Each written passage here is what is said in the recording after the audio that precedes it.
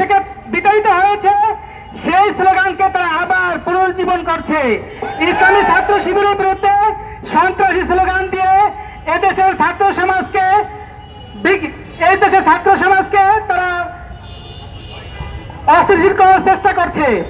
আমরা এই ঘৃণ্য ষড়যন্ত্রের তীব্র প্রতিবাদ জানাই।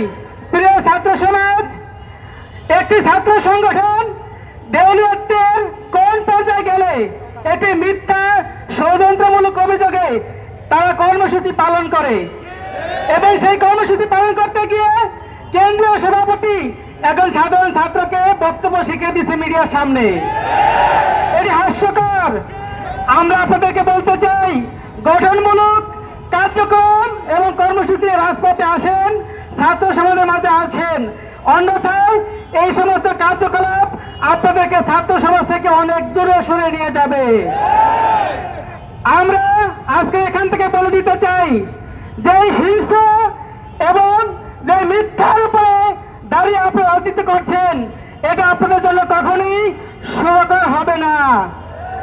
আজকের এই আয়োজনে আপনারা সম্পৃক্ত হওয়ার জন্য সবাইকে ধন্যবাদ জানিয়ে এখানে শেষ করছি। আমার তৌফিক ইল্লা বিল্লাহ। আসসালামু আলাইকুম।